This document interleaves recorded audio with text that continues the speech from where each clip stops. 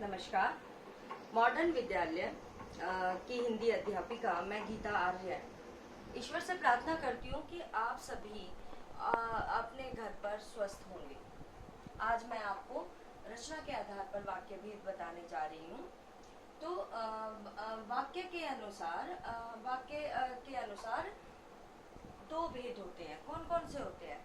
एक तो अर्थ के आधार पर वाक्य भेद होता है, दूसरा होता है रचना के आधार पर वाक्य भेद। अर्थ के आधार पर वाक्य के 8 भेद होते हैं और रचना के आधार पर वाक्य के 3 भेद होते हैं। अब जैसे कि हर शब्द में वाक्य आ रहा है, तो बच्चों पहले आपको वाक्य का आधार स्पष्ट होना चाहिए कि वाक्य किससे मिलकर बना हुआ है।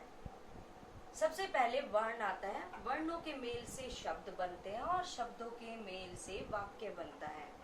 वाक्य का कार्य क्या होता है कि जो हमारे मन में विचार है, जो हमारे मन में भाव आते हैं, वो एक दूसरे को आदान प्रदान करने के लिए वाक्य का प्रयोग किया जाता है। वाक्य 2 प्रकार के होते हैं। कौन कौन से वाक्य होते हैं? सरल वाक्य और जटिल वाक्य। जैसे हम एक साधारण तौर पर ले सकते हैं कि बच्चा खेल रहा है। इसमें क्या है? एक ही करता है और एक ही क्रियापद है, इसलिए हम इसको क्या कह सकते हैं? हम उसे एक साधारण वाक्य के रूप में इस्तेमाल कर सकते हैं। अब जैसे कि मैं बात कर रही थी कि वाक्य 2 प्रकार के होते हैं। कौन सा? पहला हम लेंगे सरल वाक्य। सरल वाक्य में यानी जिन वाक्यों में एक ही उद्देश्य होता है और एक ही विधेय होता है। उदाहरण के तौर पर बच्चे खेल रहे हैं, तो इसमें बच्चा क्या है? उद्देश्य है, और खेल रहे हैं विधेय है। इस तरह से हम सरल वाक्य की पहचान कर सकते हैं। फिर इसके बाद आता है जटिल वाक्य। जटिल वाक्य किसे कहते हैं? कि मैं बात कर रही हूँ कि जटिल वाक्य में एक प्रधान वाक्य होता है और दूसरा बाकी अन्य उपवाक्य उस प्रधान उपवाक्य पर आश्रित होते हैं। जैसे कि हम कह सकते हैं कि नैन्सी ने मेहनत की और वह सफल हो गई। इस तरह एक वाक्य दूसरे उपवाक्य के साथ आश्रित हो गया। अब हम कह सकते, दूसरा हमारा आया संयुक्त। तो इसके 3 भेद होते हैं। कौन कौन से वो 3 भेद है? संयुक्त उपवाक्य, मिश्रित उपवाक्य और संयुक्त मिश्र वाक्य। यानी अभी मैं बात कर रही हूँ दूसरे वाले की, यानी संयुक्त उपवाक्य। संयुक्त वाक्य में जिसमें 2 या 2 से अधिक उपवाक्य आपस में जुड़े हों, और आपस में वो किसके द्वारा जुड़ेंगे?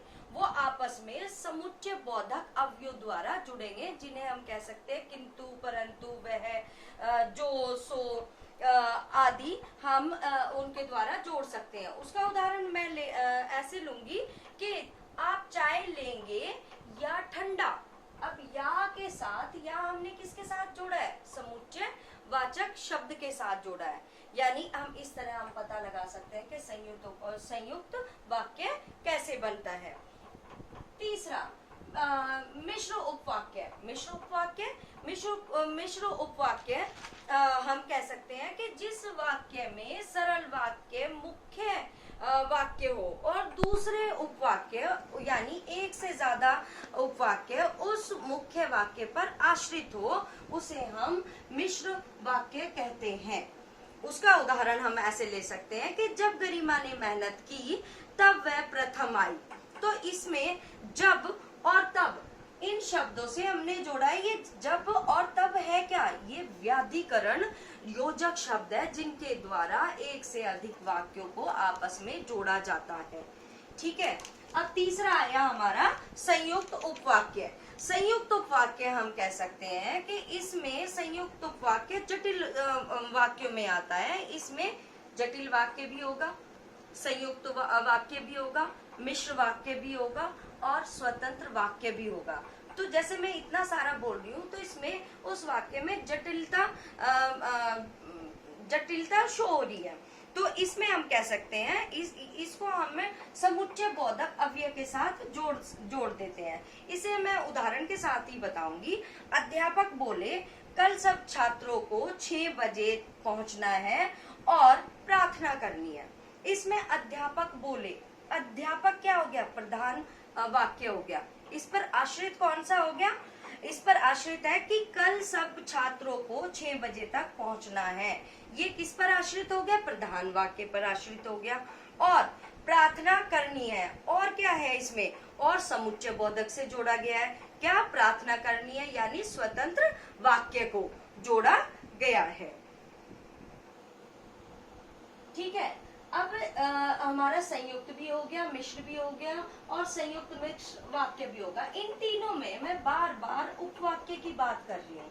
तो ये उपवाक्य कितने होते हैं? ये उपवाक्य 3 होते हैं। कौन कौन सा? संज्ञा उपवाक्य, विशेषण उपवाक्य और क्रिया विशेषण उपवाक्य। संज्ञा उपवाक्य, संज्ञा उपवाक्य की यानी सबसे पहले तो हम ये कहेंगे कि हम उपवाक्य की कैसे पहचान करेंगे। उस उपवाक्य में एक जो है प्रधान वाक्य होता है और बाकी 2 या 2 से अधिक वाक्य उपवाक्य उस प्रधान वाक्य पर आश्रित होते हैं। जैसे संज्ञा की बात कर रहे हैं, संज्ञा उपवाक्य। संज्ञा उपवाक्य में संज्ञा के यानी जो प्रधान वाक्य है उसकी जगह संज्ञा उपवाक्य प्रयोग में लाते हैं। संज्ञा शब्दों का प्रयोग किया जाता है और की योजक शब्द के द्वारा आश्रित उपवाक्य जोड़ा जाता है। उदाहरण के तौर पर हम कैसे कह सकते हैं कि अशोक ने कहा कि आज खाना नहीं खाऊंगा। अशोक ने कहा कि, यानी की योजक शब्द से जोड़ा गया। अशोक संज्ञा को प्रदर्शन कर रहा है, तो यानी हम क्या कह सकते हैं, इसमें हम कैसे पहचानेंगे कि ये अशोक ने कहा कि संज्ञा उपवाक्य है। दूसरा हमारा है विशेषण उपवाक्य, यानी जैसे कि विशेषण यानी विशेषता प्रकट करना। ये कैसे कर रहा है कि संज्ञा और सर्वनाम की विशेषता को प्रकट करता है, उसे विशेषण उपवाक्य कहते हैं। जैसे कि हम इसका हम किसके द्वारा जोड़ेंगे? जो, जिसने, जिसे, जैसे, ये सारे आपस में एक वाक्य को दूसरे वाक्य के साथ जोड़ने में प्रयोग किए जाते हैं। उदाहरण के तौर पर कैसे हम इस वाक्य को पहचानेंगे? जो मेहनत करता है वह सफलता प्राप्त करता है। यहाँ पे जो है एक वाक्य से दूसरे वाक्य को जोड़ने का काम कर रहा है, संज्ञा और सर्वनाम की विशेषता बता रहा है। इस तरह हम विशेषण वाक्य पहचानेंगे। तीसरा आया क्रिया विशेषण वाक्य। क्रिया विशेषण उपवाक्य, जहाँ पर क्रिया की विशेषता बताई जाती है, जहाँ पर क्रिया की पहचान होती है और क्रिया की विशेषता बताने वाले वाक्यों को ही क्रिया विशेषण उपवाक्य कहते हैं। जैसे वह समझता था वैसे कोई नहीं समझता। इस वाक्य में मैं रीति के अनुसार बताऊंगी, समय के अनुसार बताऊंगी कि जैसे वो समझना चाहता था मैं वैसे ही उसे समझा देता हूँ। और अंत में मैं यही कहना चाहूंगी कि आपने संज्ञा विशेषण और क्रिया विशेषण की अच्छे से जानकारी प्राप्त कर ली होगी। इसकी एक सबसे महत्वपूर्ण बात मैं आपको बताना चाहूंगी कि सरल, संयुक्त और क्रिया विशेषण या मिश्र वाक्य बनाते वक्त हमेशा ध्यान रखना है कि उसका अर्थ कभी भी नहीं बदलना चाहिए। आशा करती हूँ कि आपको समझ में आया होगा। धन्यवाद।